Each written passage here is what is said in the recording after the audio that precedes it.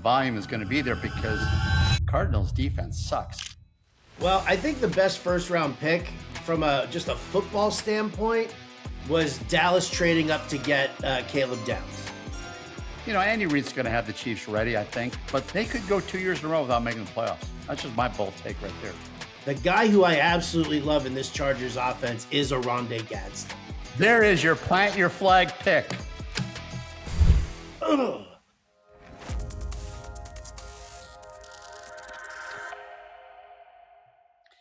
Hello, everybody, and welcome to another episode of Under the Hoodie. I'm Scott Hoyt, the host of Under the Hoodie and founder of Fantasy Sports Strategies, which also produces this show.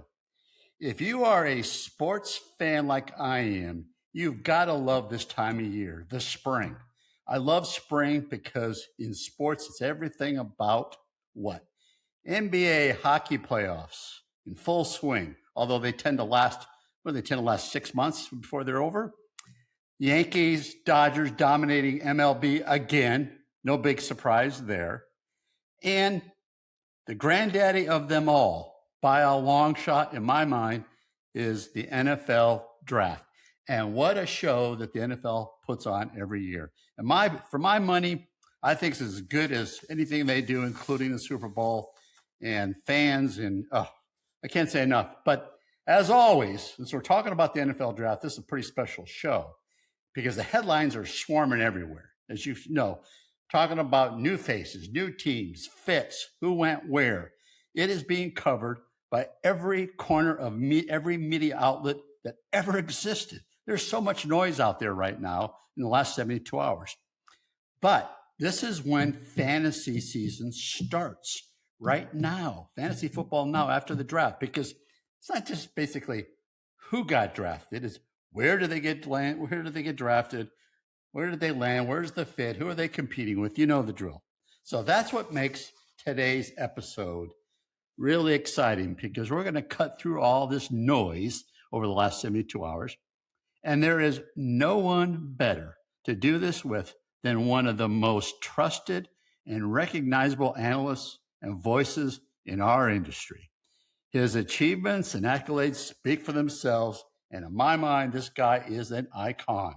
As the head of content for Fantasy Alarm, please welcome back to Under the Hoodie, my friend, the only true Jets fan I know, Howard Bender.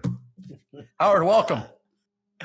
Scott, thank you so much for having me, man. An absolute pleasure. And yes, I did wear the concert t-shirt to the concert itself. I wanted to make sure that I was that guy. I absolutely love it. And as I told you earlier, you are my first, this is kind of Under the Hoodie part 2 with you. You were my first repeat guest. So great to have you back. One quick question. Have you survived your first winter in Alaska? I did survive my first winter in Alaska, and we got record snowfall here in Juneau, which was absolutely hysterical. Everybody told me when we were going through the winter, and they were like, wow, this is the most snow that we've seen here since the 1970s. So, get it out of the way.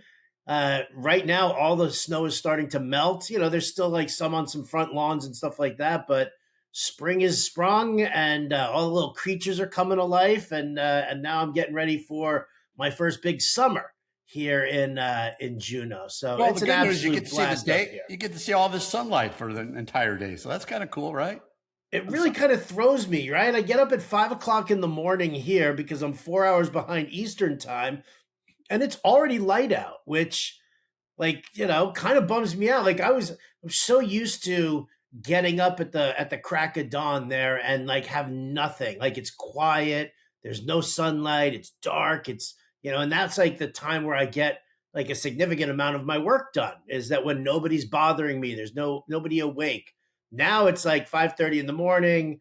Everybody's outside right now already still. Everybody's just kind of doing their thing, and it's daylight. So I'm a little thrown, but I'm making it through. Well, as I talked about in the opening here, NFL draft is now, as they say, in the books. And there is so much to unpack here, as you know. But before we get into this, I have some public recognition I need to do. and I know people have seen this, but I want to repeat it again. In February in Las Vegas, the FSGA awarded Fantasy Alarm with 2 great awards: Best Written Content and the best one of them all, Best Audio Show. And I got to tell you, those were highly competitive awards that you guys won. So congrats to you and your team. Well deserved, my friend. Well deserved. Thank you very, very much. Yeah, it was. It's definitely a team effort. Jim Bowden, Andrew Cooper. Got also shout out my producers, Shan Blunt and Josh Wagner. They do such an amazing job, and they've helped us grow as a show so much. So thank you very much. I appreciate that recognition there, Scott, and I appreciate it from the FSGA as well. Truly humbled and truly honored. I was actually sitting next to Dan Williams when all that went down, so he was he was a happy camper, as you can well imagine. We had no idea it was coming. I mean, we won the year before. I know, and so I just I didn't even go to the FSGA. I was still up here in Alaska. We know, and that's duly noted, by the way. And when he all of a sudden he took a picture of it and he sent it to me, texted it to me, and I was blown away. So thank you. Thank you very much. Yeah, those awards are, in my mind, very prestigious, and they are well deserved because there's so much, as you know, so much competition for those type of awards. So, again, well deserved. Okay, let's talk about this draft. And I got to tell you, wow, there's just so much to unpack here. But let's just start at the high level. What was your biggest takeaway? I have a few, but what was your biggest takeaway from the NFL draft? You could talk about from a overall perspective, but also from a fantasy perspective as well. Well, from a fantasy perspective, in a lot of ways, it's the players that teams didn't take that kind of opened up some really strong value. I've got a tight end who I am going to have ridiculous number of shares this year. Simply because his team did not pick anybody else up in the draft, and knowing what the offensive scheme was, I'll save it. We'll kind of we'll tease it here now, and we can kind of bring it up later. But for me, I mean, yeah, you're right. There are a ton of takes, here. What an indictment on the running back class! Unbelievable, isn't it? How badly they got pushed down. I mean, I think that obviously Jeremiyah Love, everybody keeps referring to him as generational talent. Arizona doesn't pass him up. Jadarian Price, his backfield mate, sliding in at the 32nd pick on the first round from Seattle. We expected Seattle to maybe look into the running back position, but that was, I don't necessarily know if it was a reach. I mean, it depends on how much you love Jadarian Price and how much you feel he was stymied working behind, Jeremiyah Love. But all the rest of the running backs, from Mike Washington to Jonah Coleman, dropped. Everybody dropped completely. So that's kind of that for fantasy purposes. That's pretty telling right there as far as what we're looking at here for this year's crop of running backs, quarterbacks too, I think. Yeah, I mean, when I in my mind I had three thoughts, biggest takeaways, and can't wait to hear who your tight end is. I think I know who it's not. So that's number one. But to me, the skill for fantasy perspective, the true skill players, impact wise, are kind of missing outside of Love. Maybe Carnell Lake, but really, very little running backs talent out there from a fantasy perspective, unless you can find the right fit. Quarterback was a barren field, no doubt about that. And then I think, wide receivers, it's a lot of just taking a lot of shots at wide receivers. There's so many that were drafted, but who went where, what kind of fit is there?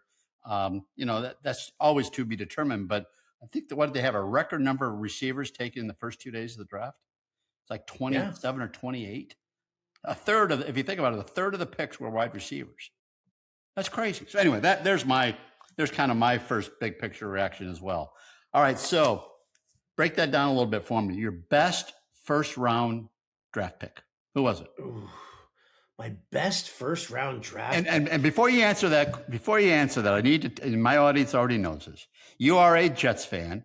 And frankly, and we're going to talk about that here in a second. I love what the Jets did in the first round. You might not have, but So you could include one of the Jets picks if you want to, but I want to hear your best first round pick.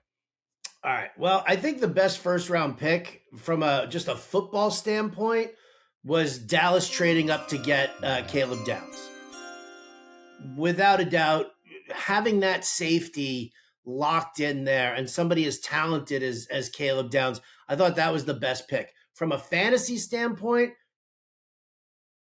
the best pick could have been Kenyon Sadiq from the Jets, but it wasn't. So I'm going to pivot over to Jordyn Tyson for the Saints. You know, you got an offense there where Kellen Moore likes to chuck the ball downfield. He likes to lead with the power run, set up the play action.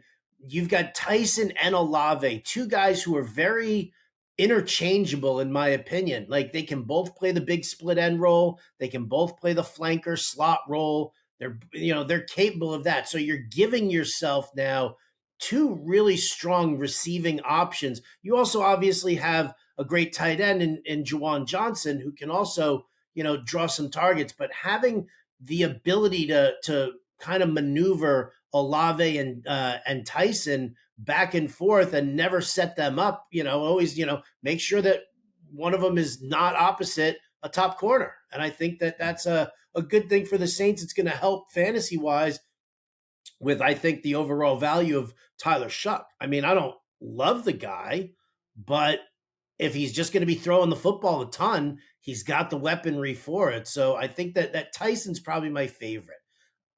I say no to Sadiq because they picked up Omar Cooper Jr. later on.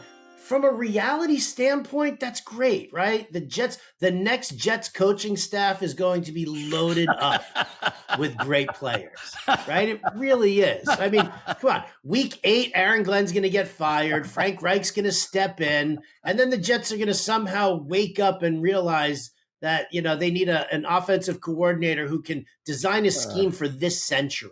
And I think that's kind of where we're looking at. But like you grab a guy like Sadiq, who has the capability of being a rock-solid tight end, running drag routes, seam routes, whatever you want to do with him from the tight end position. But he's also a big slot guy, and he can work out of the slot tremendously. And then you just picked up Omar Cooper, who's run basically 90% of his snaps in college out of the slot. So it's great for reality football, and you'll have him as the slot receiver, and Adonai Mitchell will be on the outside probably. But I feel like I don't want to say neutering Kenyon Sadiq, but you are doing him a little bit of a disservice here. You're not you're not the 49ers in Shanahan's offensive scheme where you've got Ayuk and Debo and Kittle. You're not that. You're the Jets. Well, and so now that we're talking about the Jets, I kind of want to pivot back to that a little bit. So the Sadiq pick, like you, I liked it, but I was a little bit in my head thinking, okay, you got Mason Taylor there, it's a good tight end, and so one plays inline, one plays the slot. Sadiq's an athlete; it'd be great. Then you got Garrett Wilson, you got Breece Hall, you got the weapons, but the problem for me is who's going to get him the ball? Is that Juneau? And will the offensive scheme be able to take advantage of all these weapons? So that's my only question. I like Cooper. I thought Cooper was a perfect fit for the Jets if Sadiq would not have been picked. Correct. I really do. I really do. Mm-hmm. And by the way, Bailey, it didn't make any difference whether it's Bailey or, I like Bailey. I thought he was the top edge rusher in the draft. No disrespect to the boy from Ohio State, but I loved him. So I don't think that was a bad pick in my mind. No, I don't think it was a bad pick either. I mean, it made sense for the Jets because they need it now, right? Arvell Reese has a fantastic ceiling, and he can develop into one of the biggest premier edge rushers in the NFL. He's got that ceiling, but Bailey can do it now, right? I mean, not at Reese's ceiling, but I mean, he's still a fantastic edge rusher, and he's going to help. And that's what the Jets need right now. Well, I mean, no, that's what Aaron Glenn needs right now. Aaron Glenn needs them to kind of, at the worst, finish somewhere in the middle, right? 8-9, 9-8. Then all of a sudden he's like, I'm rebuilding something here so we can make that happen.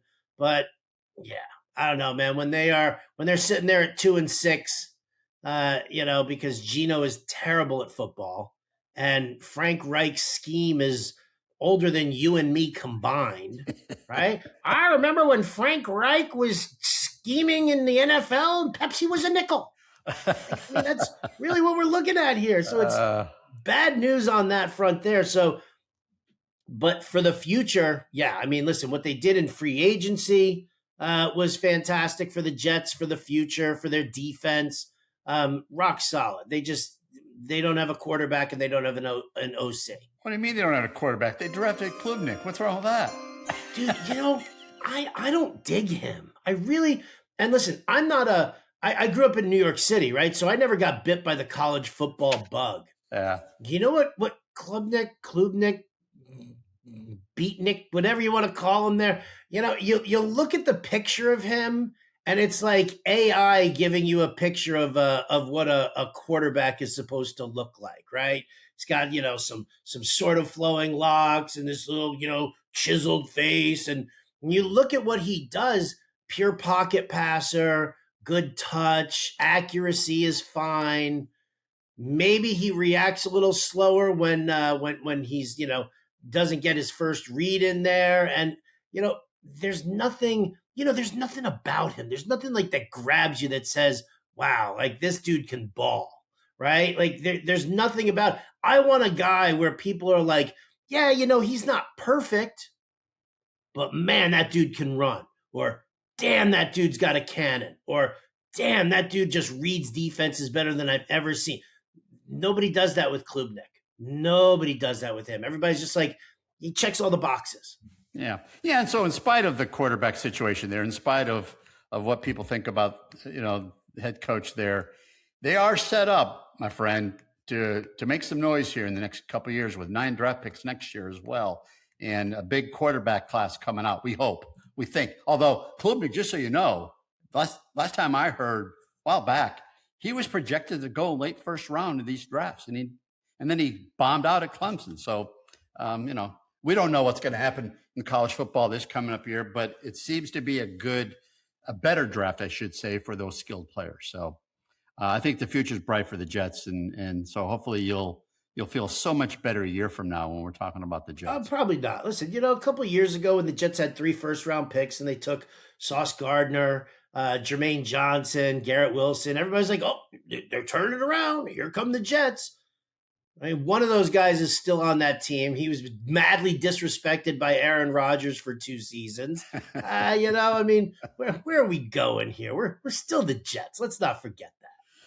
All right, well, we'll get off the Jets here. So, but going back to your first round pick, I do like Tyson a lot. He's from my alma mater. I'm an ex-Sun Devil. My only concern about him is, can he stay healthy? And so, but I think he's going to a good fit. So, first round, I thought there were some decent picks, and if Love is truly the generational pick, a running back of our time, then the Cardinals should be pretty happy given the offensive weaponry we have there. But like the Jets, not sure what's going to happen to the quarterback. So we'll drop the first round and move on. So I didn't know you went to Arizona State. I did. I'm a Sun Devil. You don't look like you've got an STD.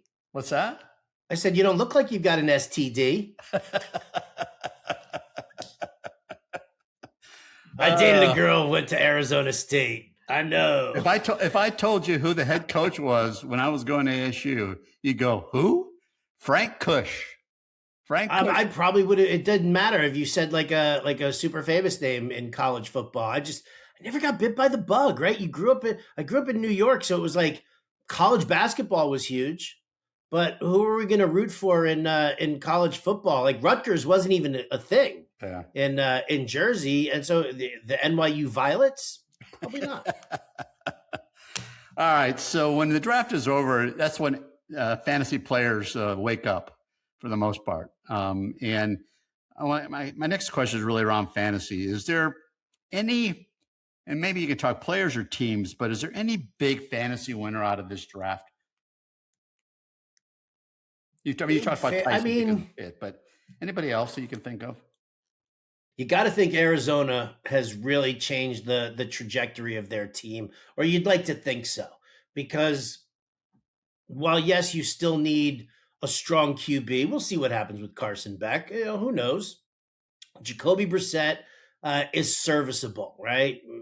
We like to for fantasy purposes, right? I don't care that he didn't win any games for Arizona. That doesn't matter. That dude was throwing for 300 yards like 6 weeks in a row with like multiple touchdowns. Michael Wilson loved it. He loved it. Michael Wilson was what a savior he was in the latter part of the season last year. So, I think adding in that element of Jeremiyah Love, who is also a fantastic pass catcher, I think what you're doing here is you're really boosting this Arizona offense. Mike LaFleur taking over, right? Nathaniel Hackett's just going to be a yes man. He's just going to follow the orders. But you've got Harrison and Wilson and McBride and Jeremiyah Love.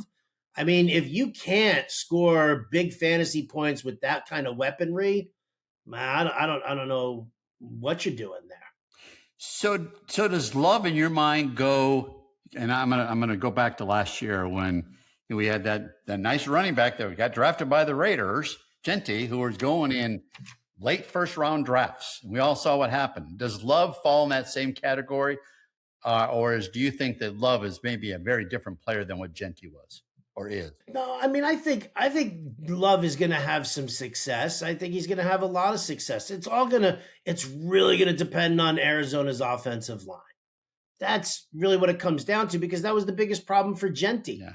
I mean, this guy was getting hit in the back. He was getting hit 3-4 yards in the backfield, and then having to like plow through that and then pick up yardage. He had a couple of really flashy games there. I think Jeremiyah Love is probably going to go first half of the second round. I mean, we just did SiriusXM Fantasy Sports Radio just did a mock draft on Sunday, right? So everything's like all fresh in the mind and whatnot. And Jim Bowden was picking 11th. And he took James Cook in the first round. Can't remember who the two guys were that were taken on the wheel. But then in the second round, Jim took Jeremiyah Love.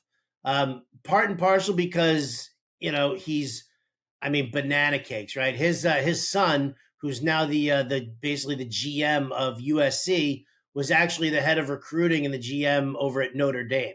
So Jim has seen a lot of Jeremiyah Love, and he's seen a lot of them in person. He went to a ton of games to be able to watch him. So I think you're going to get that hype, right? Notre Dame people are, it's like, Notre Dame's the Dallas Cowboys of college football, right? It's the team you love to hate. They've got the storied franchise and things like that. So everybody gets a little overhyped there. You're going to get that for Jeremiyah Love. And then I guess you're also kind of looking at the fact that, bell cow backs in fantasy really don't exist anymore. And if you can get a guy who's going to dominate the touches like he will, I figure Arizona's going to make a move. It can't sit with James Conner and Trey Benson and Tyler Algier, right? You're just not. It's just not good business. Oh, they have Bam Knight weapons. Too. They have Bam Knight. Don't forget Bam Knight. Bam Knight, ex-Jet. So I think that's kind of. I think you're going to see him go in the first half of round 2. Yeah. Unless he is completely untouchable in camp, I don't see him moving into the first round, because I do think a lot of people got a little gun shy because of Jeanty. Yeah, I literally sat in a Scott Fishbowl draft last year and saw Jeanty get drafted number 2 overall. So I know their scoring is a little bit different, but at the end of the day, that was crazy hype, and I think Love's going to have some of that. I think it's a little bit. I think he's a better player overall than Jeanty, because he works himself very well he can work out of the slot, and I think he can make people miss more so than Jeanty. I think he's got that breakaway type of speed as well. So anyway, I agree with that. I think if Arizona can get an offensive line, Love is going to be a huge fantasy player this year, and the volume is going to be there because Cardinals defense sucks. So they're going to have to always score points. So anyway, all right. Flip side, any losers in your mind? I mean, I can jump on board and say that you can consider the Rams a bit of a loser taking Ty Simpson where they did. Could they have gone? Because they're sitting here. If you're renegotiating a deal with with Matthew Stafford, and you want to keep him for 2 years, maybe 3 years even, then develop him another weapon. I mean, listen, who am I to argue with Sean McVay, right? I mean, he's keeping, what they've done over there with the Rams in their drafts and development of players has been fantastic. So it's tough for me to kind of argue with that, but you got to expect that Devontae Adams is going to be gone after this season. So Puka Nacua, as long as he stays, on the straight and narrow, you don't really have any added weapons there for the Rams. So I think that's kind of a situation there. I think from a fantasy standpoint, I think Harold Fannin could be a loser in this. Todd Monken's offense loves to feed the tight end, so I'm not going to take that away. We saw Monken do it in Tampa Bay. With his guys there, it was like remember OJ Howard? Remember that guy? Like a couple of flashy games there. But Monken's offense, kind of features the tight end, but then you turn around and then you take Casey Concepcion, right? And you take Denzel Boston, and then turn around, as Andrew Berry said, and say that, well, just because we drafted Concepcion in Boston, that it's going to have zero impact on Jerry Jeudy. What do you mean?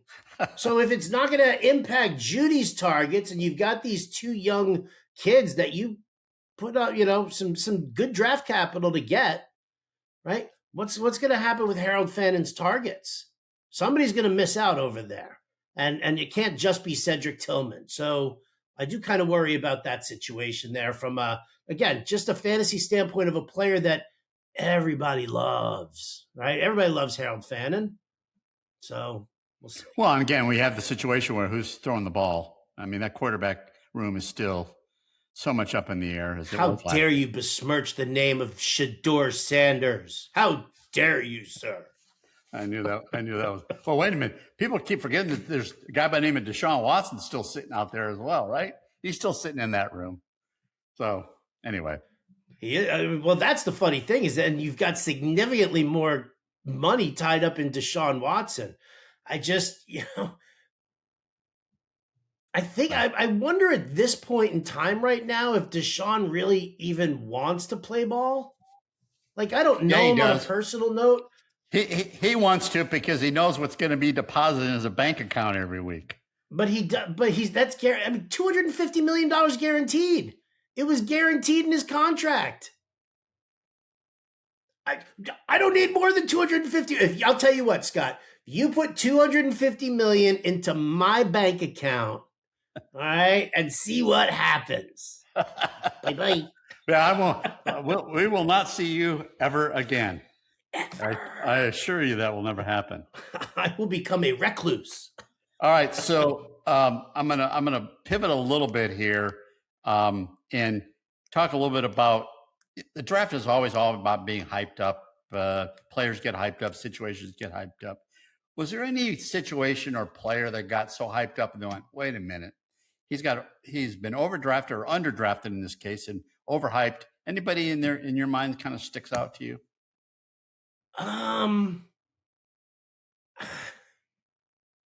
mean, again, when big fantasy gloms onto a player, it's like, I mean, it's tough. I always, the funny thing is that because I'm not a college football guy, yeah, I think that actually benefits me in fantasy because I watch film. I see what goes on. I see, I watch the highlight reels and everything like that. I watch game film. But the fact is that even if you're like an SEC team playing another SEC team, you're still dealing with certain holes in the opposition, team. That's why the winner of the national championship will never beat the worst NFL team, because the NFL is just at such a different level, you know, speed wise, skill wise, everything like that. So I completely block out all the hype, all the pomp and circumstance that goes with it. Everybody's like, this guy's, he's the best route runner ever, and this guy does this. Because you're right. What you said at the beginning of the show is the most important thing. Every single one of these guys' value is tied to their landing spot. And I don't feel the need to break down a player for, beyond what like his basic vibe is, right? What's he all about? Is he a mobile QB? Is he a power runner? Is he a pass catcher? Like, outside of that, because I don't want to analyze the guy until I see what system he lands in. And then you all of a sudden because now you're talking role. And I think that, again, I said it earlier, the players who I like the most are because their team didn't bring anybody in, right? Like, take a guy like Josh Downs, for example. Since I shout out his brother Caleb, I never want to leave Josh out. But Josh benefits so much from Indianapolis not taking another wide receiver, another pass catcher, because Michael Pittman's gone. Alec Pierce moves into his role. Josh Downs is that he's not only is he going to be their primary slot guy, but he's also going to be their primary receiver on the outside when they go into, two receiver sets, right? If they go into 12 personnel, if they go into 21 personnel, you only have two receivers out there. Downs will be that guy, right? They're not gonna. It's not gonna go to Ashton Doolin or somebody like that. So I mean, unless they turn around, unless the Colts were to like turn around and sign a dude like Jawan Jennings, like I feel like that's kind of where it was at. So it wasn't so much disappointment to take the scenic route to the answer of your question. I don't think there really was much in the way of disappointment for me, other than the fact of like, yeah, I didn't want to see Denzel Boston go to Cleveland. I would have preferred him to go to the Raiders, like stuff like that. So no, there's, I think this was like an okay draft. Yeah, right. We're gonna get some fantasy value, not nothing earth shattering, unless you are in a dynasty league and you've got the 1-1 this year and you're going to take Jeremiyah Love.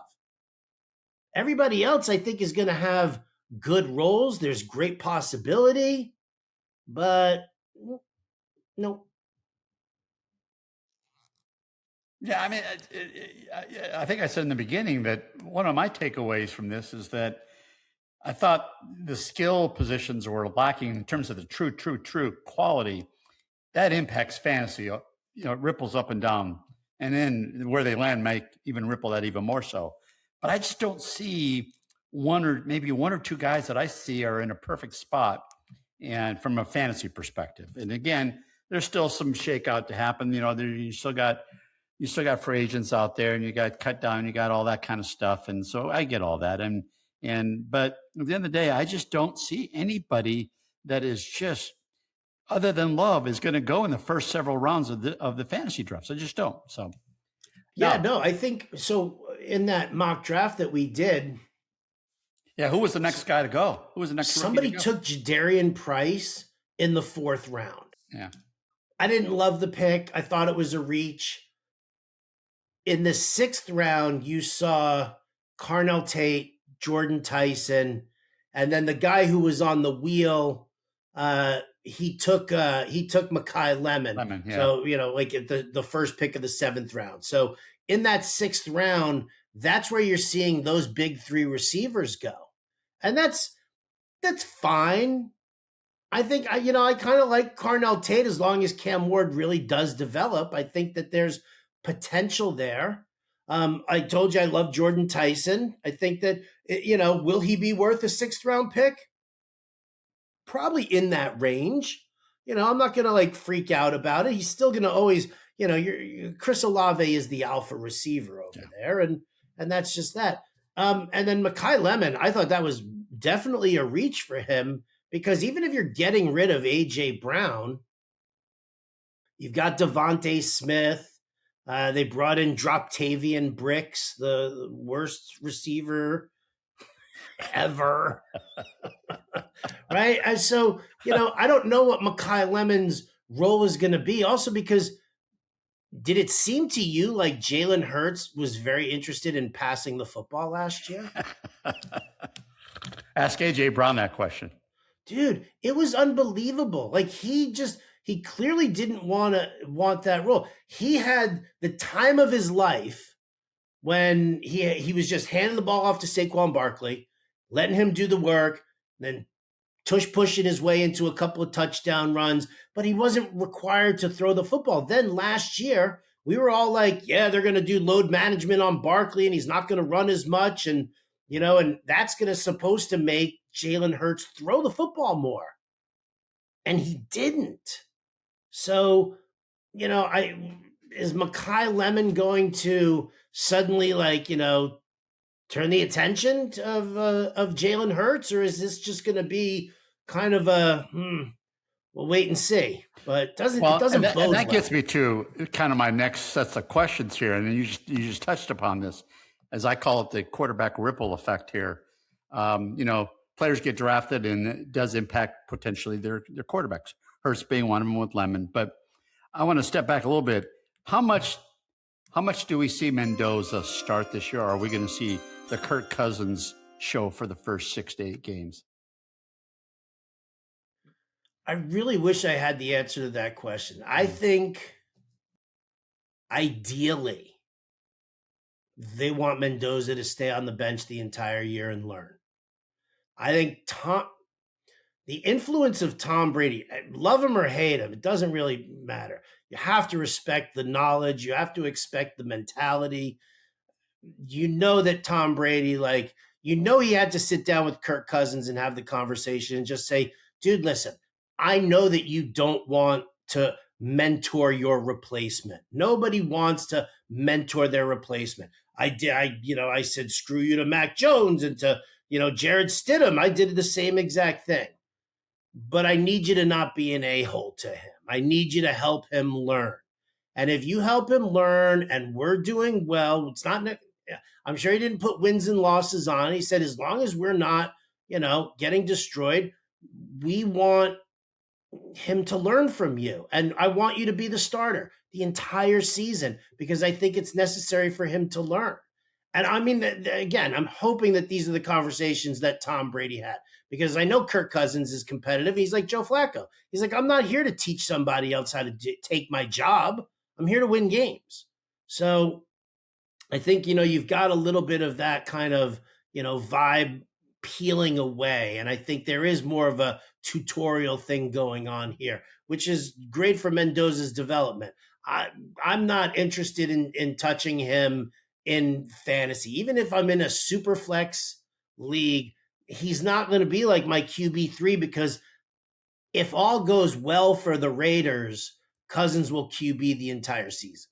If he could stay healthy, and that's but he's had a propensity to stay healthy, but he doesn't have the greatest offensive line either.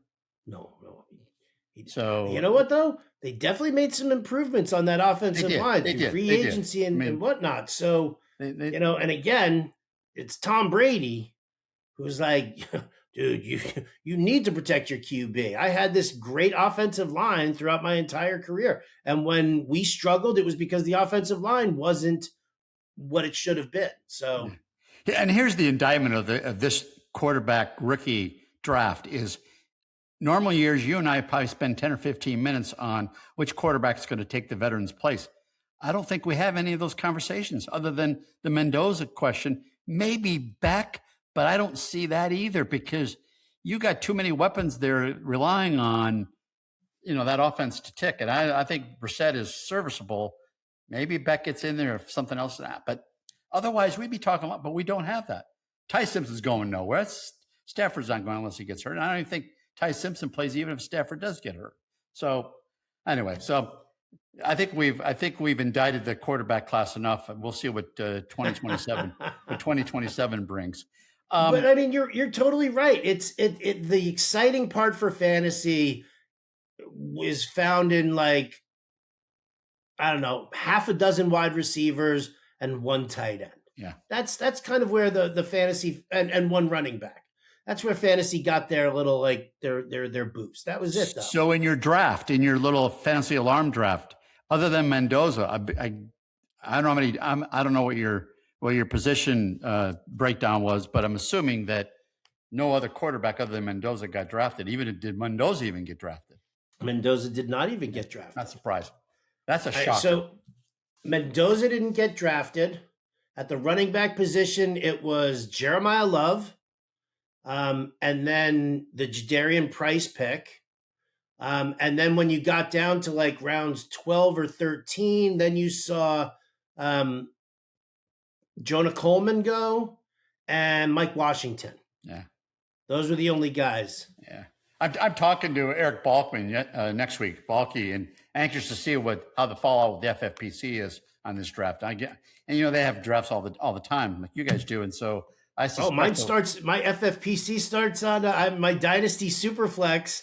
My draft is coming up. May 2nd is when it starts, and guess who's got the 1-1? You do. And let me see if I can guess who that's going to be. Ooh, man, I don't know. That might be a hard one. I don't know. I'm actually Superflex. Why wouldn't I take Mendoza? Gross. So it's funny because I was going to talk to you a little bit about that. People don't realize how different, dynasty versus redraft leagues are, and the lens that you have to look at. And you look at a draft class like this very differently in leagues versus redraft leagues. So we'll see interesting to see how that goes. Hey, speaking of how things go, we had so many coaching changes, and I know you and I talked about this during our Super Bowl special that we did, and kind of the scheme and the coaching fits. But kind of let's revisit that for a second. Anywhere out there that you think, okay, this team is prone to rise because of a scheme and or coaching fit? I know it's not the Jets, so we know we don't have to worry about that answer. But is there anybody else in your mind that is like, okay, this is a great situation? Oh, Scott, where do I begin? There are so many good things. All right. I'll just kind of like run through like super quick here. Okay. Kevin Stefanski with the Falcons. Yeah. I like that very much. And the fact that they didn't take another pass catcher in that draft, I think they got like some little speed kid. It means that Kyle Pitts is going to line up big slot more. And Stefanski, who made David Njoku, could be doing the same here for Kyle Pitts. So I love the Falcons picking up Stefanski. Kubiak to the Raiders could not have been more delicious for Ashton Jeanty. And the main thing is because Kubiak also, put Rick Dennison into a headlock and said, "You're coming with me, buddy." We know what that Dennison-Kubiak zone blocking scheme has done for so many running backs. I mean, look at what like Kenneth Walker did, throughout the playoffs. Look at how they ran the football in Seattle there.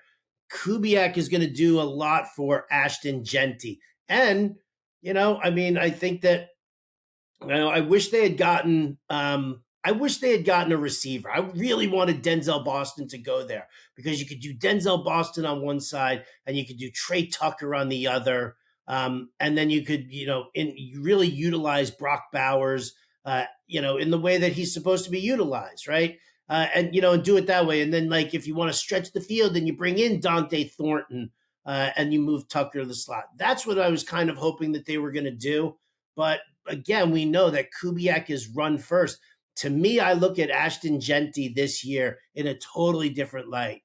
It is without a doubt, it is a better offensive line, and it is one of the absolute best run schemes in the NFL that dates back to massive success in the late 90s, right? When Denver Broncos were like churning out these guys with Gary Kubiak and Rick Dennison. So I think that was an absolute fantastic move there.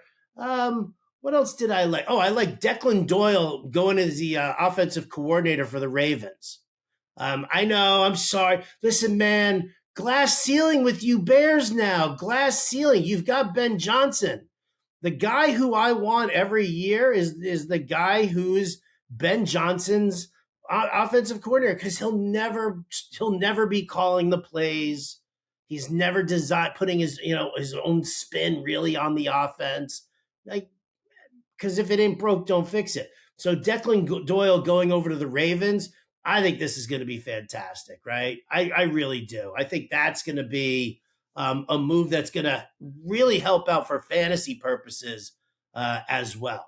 So, yeah, and the one that the flip side of that, I'll give you my take on this is I think the one team that is, and it's not a coaching, it might be, and it's probably not even a scheme fit, but we saw the Chiefs sign Kenneth Walker. That tells me that they're going to be a run first team. And I'm going to tell you why I think that is. One is we don't know when Patrick Mahomes is going to be back. We don't know if it's week 1 or week 4, but you have the dynamic Justin Fields there. So you're taken care of there for a while. But I believe that when Mahomes does come back, he's not going to run very much. And I think Kenneth Walker is primed to have a big year. I really do. Based on that scheme of what they're doing, pass catchers they're mediocre at best in my mind. But I mean, I do like Rice, but that's about it. So anyway, I think Kansas City would be a team to watch. I think they're going to start running the ball a lot more than they used to in the past. And bringing back Eric Bieniemy is fantastic, right? Because he's, good point. Matt Nagy was all about, my pre-snap movement and fake you out and, whatever. But Bieniemy is going to do that. I mean, listen, Andy Reid running backs for years. Absolute targets in Jamal Charles, right? Priest Holmes. Just unbelievable. You can go back to Brian Westbrook. I was just about Philly. To tell you, when I won the FFPC, the grand prize, yeah, you know who my running back was? Brian Westbrook. Andy Reid does beautiful things to a running back. I absolutely love that. I really, really do. And I was all in on Kenneth Walker last year because of Kubiak. He got hurt. They let Charbonnet, let Charbonnet in through the door there. But in Kansas City, I agree with you completely. One of my absolute favorites. But are you ready? This is what I love. Okay. Fire away. Mike McDaniel, offensive coordinator, Los Angeles Chargers. Oh, and who does that benefit the most? Well, it benefits everybody, almost everybody. So here's what I love. Mike McDaniel taking over and bringing his offensive scheme to the Chargers, who have Rashawn Slater on one side and Joe Alt on the other, and some tasty little treats in between on that offensive line. Omarion Hampton to the absolute moon for me in that Christian McCaffrey, Devon Achane type role. That's where you've got Omarion Hampton. I think this brings Ladd McConkey back front and center. Okay. And I think it also, the people that it doesn't do great for, it's Trey Harris and Quentin Johnston, because those guys are going to compete for those snaps on the outside. But what I love is, because you can always kind of follow coaches around and coordinators around and see what they did. The guy who I absolutely love in this Chargers offense is Oronde Gadsden. And there's your tight end you were talking about, wasn't it? That is your tight end. There is your plant your flag pick. I mean, you're talking about, they brought in free agency, they bring in Charlie Kohler, right? An inline blocking tight end, right? That's what Charlie, you're going to go out there in 12 personnel and you're just going to block. That's what he's going to do. They also have Alec Ingold, the fullback.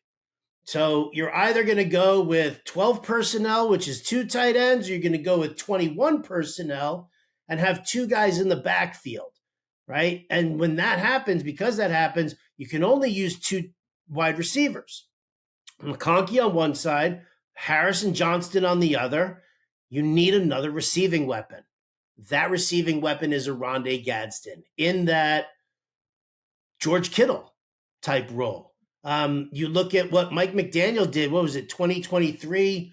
Jonnu Smith in Miami as the number 2 target on that team. 111 targets, 88 catches, 884 yards, and 8 touchdowns.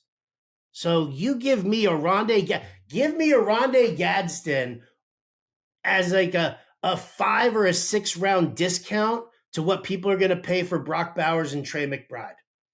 Well, and Colston Loveland, my favorite tight end this year, personally. I'm a little biased, but I will tell you, I will never draft with my heart. I will always draft with my head. I know you remember that story well.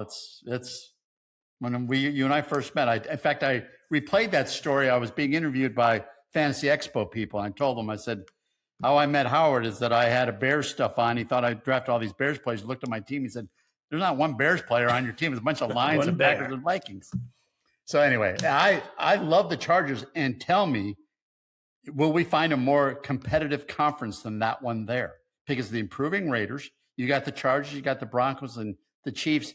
Andy Reid's going to have the Chiefs ready, I think. But they could go 2 years in a row without making the playoffs. That's just my bold take right there. They really could. Yeah. They really could. But that division is that's turning into a monster division right now. It really is.